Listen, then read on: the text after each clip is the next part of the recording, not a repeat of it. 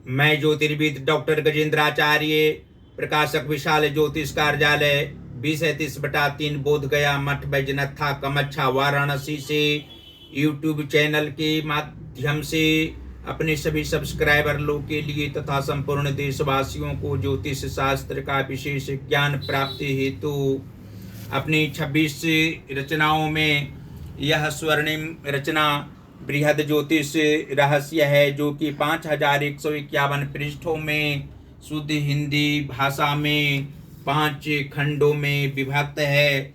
इस ज्योतिष महाग्रंथ बृहद ज्योतिष रहस्य को इतनी कलम अर्थात 525 कलम से मेरे द्वारा रचना हुई है। आज आप लोगों को जन्म कुंडली के द्वितीय भाव में मंगल और राहु ग्रह को एक साथ बैठने का फल स्पष्ट शब्दों में वर्णन करने जा रहा हूं। जन्म कुंडली के द्वितीय भाव में मंगल और राहु के मेल से जातक दरिद्र के समान कभी कभी विचारों से युक्त रहने वाला होता है। धन की चाह में अपनी सारी संपत्ति को व्यर्थ में बर्बाद भी कर सकते हैं। घर एवं समाज में अस्तित्वहीन हो जाना जीवन के पूर्वार्ध भाग में कभी कभी अनिवार्य रहता है। मंगल के कारण विवाह के बाद कुछ तरक्की यह जातक अवश्य करता है, जिससे धन लाभ करके कुछ अचल संपत्ति बनाता है, परंतु मध्यावस्था के बाद फिर केस मुकदमे में वह संपत्ति बिक भी सकती है। राहु की महादशा में अत्यधिक सगे संबंधियों से कष्ट की प्रबलता बनी रहती है। अभावों में वह काल किसी तरह जातक का कटता रहता है। द्वितीय भाव में मंगल और राहु को होने से प्रारंभिक काल से अंतिम अवस्था तक विशेष रूप से कष्टकारी जीवन जातक का व्यतीत हो सकता है।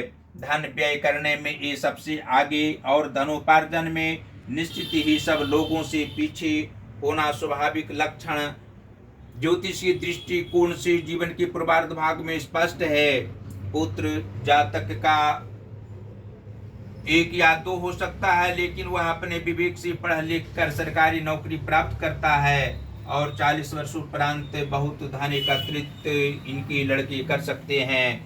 वृद्धावस्था में पिता को एवं माता को सुखमय समय व्यतीत कराना इस जातक के पुत्र को निश्चित ही सौभाग्य प्राप्त होता है, अर्थात वृद्धावस्था में पुत्र सुख जातक को अवश्य मिलता है। और यह भी स्पष्ट शब्दों में आप लोग जान सकते हैं कि जन्म कुंडली के सप्तम भाव के स्वामी यदि मंगल हो और लग्नेश शुक्र ग्रह हो, तो द्वितीय भाव अर्थात धन भाव स्थित मंगल और राहु के प्रभाव से जातक दाम्पत्य सुख भोग करने वाले होते हैं। पति पत्नी के मध्य में ज्यादा मानसिक कष्ट नहीं रहा करता है। शारीरिक कष्ट भी कम होना स्वाभाविक बात होती है और शरीर स्वस्थ जीवन के उत्तरार्ध भाग में ज्यादा रहा करता है। धन की अधिकता जातक को जीवन के उत्तरार्ध भाग में ज्यादा रहा करती है। पूर्वार्ध भाग में मानसिक तनाव रहना स्वाभाविक है।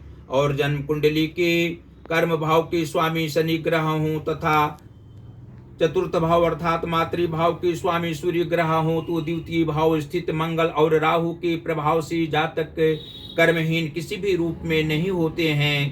कर्म क्षेत्र में ज्यादा प्रतिष्ठा सहयोगी जनों से इन्हें प्राप्त होती है और मातृ सुख अवश्य होता है।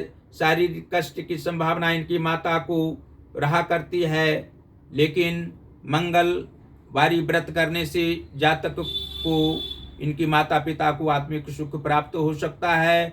और जन्म कुंडली के लाभ भाव के स्वामी गुरु बृहस्पति हों तथा विद्या व संतान भाव के स्वामी बुध ग्रह हों, तो द्वितीय भाव स्थित मंगल और राहु के प्रभाव से जातक लाभकारी व्यक्ति होते हैं। लाभ की संभावना इनके प्रत्येक कार्यों में रहा करती है। मानसिक तनाव में भी प्रसन्न रहने वाले होते हैं।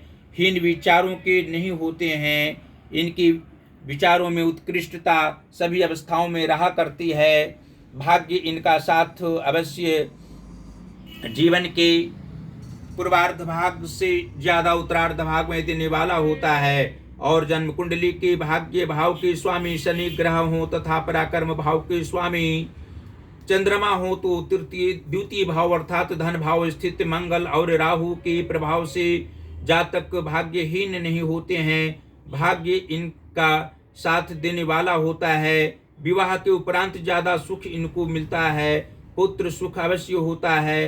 परिवारजनों में एकता बनी हुई रहती है और तनावपूर्ण स्थिति में भी ये जातक प्रसन्न रहा करते हैं। और अंत में यह आप लोग जान सकते हैं कि यदि जन्म कुंडली के नीच भावों में शुभ ग्रह बैठे हों और केंद्र में अर्थात उच्च भावों में पापक ग्रह बैठे हों तो द्वितीय भाव स्थित मंगल और राहु के प्रभाव से जातक प्रभावहीन कार्य करने वाले नहीं होते हैं। तनावपूर्ण स्थिति में भी प्रसन्न रहा करते हैं। और यदि मंगल और राहु के कारण कुछ शारीरिक कष्ट जीवन में हो सकता है, मानसिक तनाव भी रह सकता है, आर्थिक तंगी नहीं हो, इसके लिए अवश्य ही हनुमान जी की आराधना जातक को करनी चाहिए।